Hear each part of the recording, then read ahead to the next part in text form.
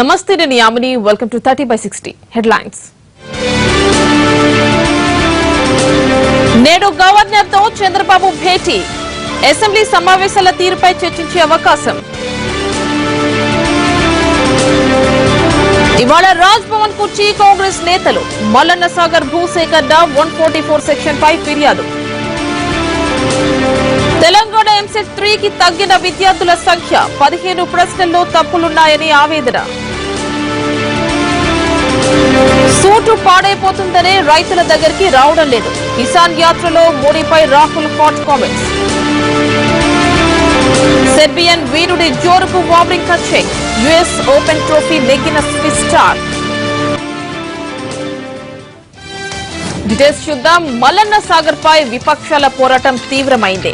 ప్రధాన ప్రతిపక్షమైన కాంగ్రెస్ రైతులకు అండగా నిలుస్తోంది. ఇవాళ గవర్నర్ నరసింహన్ను కలిసి ఫిర్యాదు చేయనున్నారు. ముంపు గ్రామాల పరిస్థితిపై వినతి పత్రం ఇవ్వనున్నారు. అనంతరం గజ్వేల్లో సంఘీభావ సభ నిర్వహించనున్నారు కాంగ్రెస్ నాయకులు.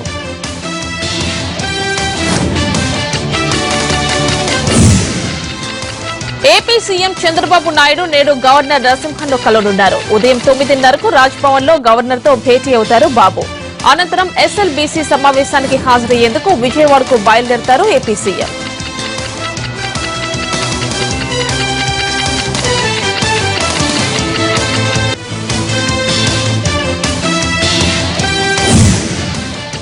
తెలంగాణ ఎంసెట్ 3 కి విడుదలైంది. ఈసారి ఎంసెట్ కు 37,199 మంది విద్యార్థులు హాజరయ్యారు. అయితే ప్రశ్నాపత్రంలో తప్పులు బాగా దొర్లాయని విద్యార్థులు ఆరోపిస్తున్నారు. దాదాపు 15 క్వశ్చన్స్ తప్పుగా ఉన్నాయని చెబుతున్నారు. అయితే వీటిపై ఎల్లుండి వరకు అభ్యంతరాలను స్వీకరిస్తామన్నారు అధికారులు. ఈ నెల 16న ఫలితాలు రిలీజ్ చేయనున్నారు. ఓవైపు గణేష్ నిమజ్జనాలు, మరోవైపు అత్యంత ప్రతిష్టాత్మక బ్రిక్స్ సమావేశాలు. దీంతో విశాఖ పోలీసులు పూర్తిగా అలర్ట్ అయ్యారు. ఈ నెల 14 నుంచి 16 వరకు నిర్వహించనున్న 5 దేశాల బ్రిక్స్ సదస్సులో దాదాపు 650 మంది దేశ విదేశాల ప్రతినిధులు పాల్గొనున్నారు. దీంతో సదస్సును ప్రతిష్టాత్మకంగా నిర్వహించేందుకు ఏపీ ప్రభుత్వం ఏర్పాట్లు చేస్తోంది.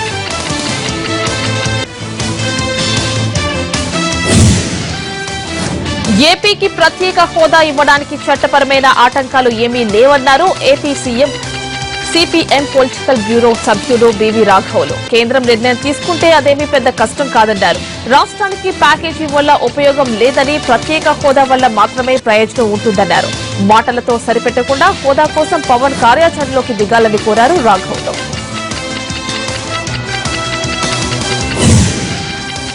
పవన్ కళ్యాణ్ ఎప్పుడు ఏం మాట్లాడుతున్నారో జనానికి అర్థం కావడం లేదన్నారు వైసీపీ ఎమ్మెల్యే రోజా. చిత్తూరు జిల్లా నగరిలో గడప గడపకు వైసీపీ కార్యక్రమంలో పాల్గొన్న ఆమె పవన్ పై మరోసారి విరుచుకుపడ్డారు. ఎంపీలు ఒంటికి కారం పూసుకోవాలని, రాజీనామాలు చేయాలని అంటోన్న ఆయన ఆ సలహా తన అన్న చిరంజీవికి ఎందుకు ఇవ్వడం లేదని ప్రశ్నించారు ఆమె.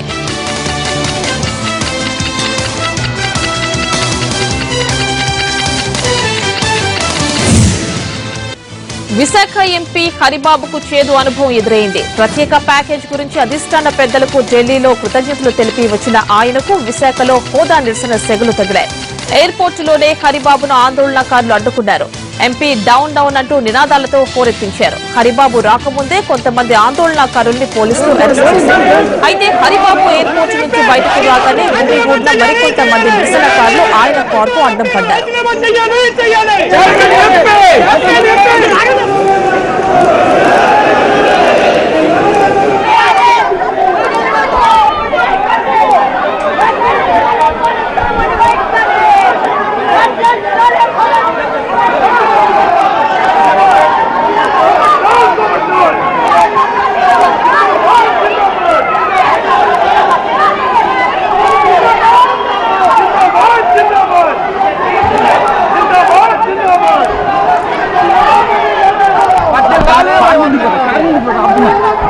ఆంధ్రప్రదేశ్ అభివృద్ధి కాకూడదనుకునే వాళ్ళకి ఆ భావం ఉంటుంది.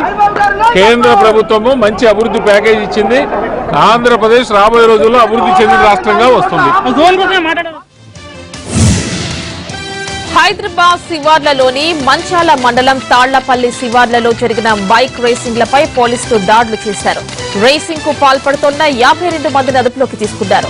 వీరిలో దేశంలో పలు ప్రాంతాల నుంచి వచ్చిన రేసర్లు, లేడీ రేసర్లు కూడా ఉన్నారు. అయితే రీసెర్చ్ తో పోలీస్ అధికారి ప్రవర్తించిన తీరుపై విమర్శలు వెల్లువెత్తుతున్నాయి.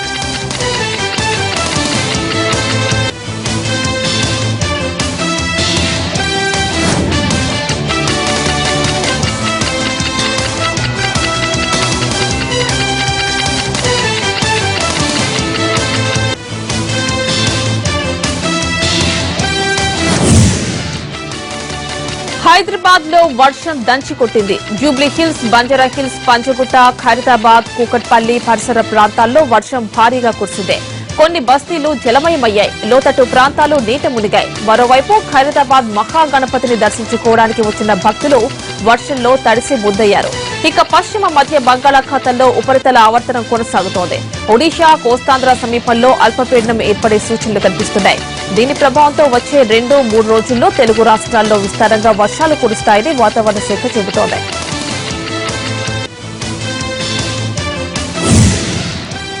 సెప్టెంబర్ 17ను విమోచన దినోత్సవంగా జరపాలని డిమాండ్ చేశారు కేంద్ర మంత్రి దత్తాత్రేయ. వరంగల్ జిల్లా ములుగులో కార్యకర్తల సమావేశంలో ఆయన పాల్గొన్నారు. పక్క రాష్ట్రాల్లో విమోచన దినోత్సవాలను అధికారికంగా జరుపుకుంటున్నారని గుర్తు చేశారు. త్వరలోనే కార్మికుల సమస్యలను పరిష్కరిస్తామన్నారు దత్తాత్రేయ.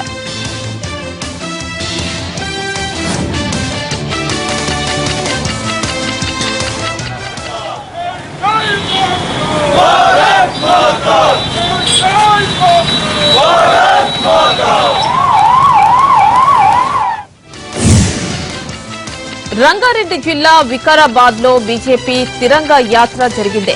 ఈ ర్యాలీ బీజేపీ నేతలు భారీగా పాల్గొన్నారు.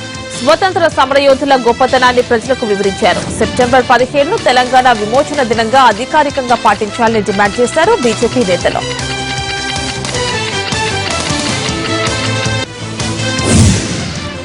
అటవీ అమరవీరుల త్యాగాలు ఎప్పటికీ మరవలేనివని అన్నారు మంత్రి బొజ్జల గోపాలకృష్ణారెడ్డి. తిరుపతి జూ పార్క్ ఎదుట ఉన్న అటవీ అమరవీరుల స్తూపానికి మంత్రి అంజలి ఘటించారు. అడవుల సంరక్షణ కోసం అధికారులు ప్రాణాలు కోల్పోయారని గుర్తు చేశారు. వారి త్యాగాలను అందరూ గుర్తుంచుకోవాలన్నారు బొజ్జల.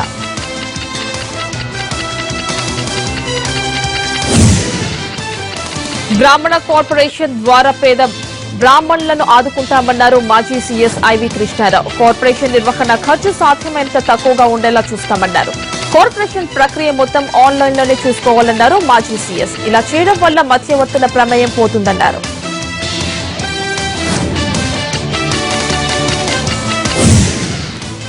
గుంటూరు జిల్లాలో భార్యను చంపి ఆత్మహత్య చేసుకున్నాడు భర్త. దాచేపల్లి మండలం తంగేడుకు చెందిన మరియదాసు మద్యానికి బానిసై భార్యను వేధించేవాడు. ఇద్దరి మధ్య రోజూ గొడవలు జరుగుతుండేవి. భార్య నిలదీయడంతో ఆవేశానికి గురైన భర్త మరియదాసు భార్యపై రోకలి బండతో దాడి చేశాడు. ఈ ఘటనలో భార్య అక్కడికక్కడే చనిపోయింది. అనంతరం తాను పురుగుల మందు తాగి ఆత్మహత్య చేసుకున్నాడు.